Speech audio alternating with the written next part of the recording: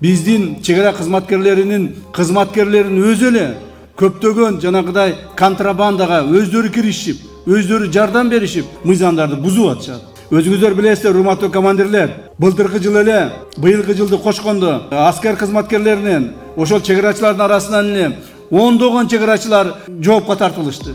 Ондогон чегарачылар кызматтан кетти. Себеби сиздер өзүңүздөр ошо контрабандисттерге кошулуп алып, ошол мамлекетке зыянкечтерге кошулуп алып туруп, алар менен мындай орусча айтканда сращивались. Эми андай болбош керек. Мына ушуну кулагыңарга түйүп алгыла. Эгерде ошондой боло бере турган болсо, биз чараны колдоно беребиз. Мындан ары да катуураак чара колдонобуз. Вовлеченность военнослужащих погранслужбы в контрабанду – это самая большая беда в данный момент в рядах наших военнослужащих.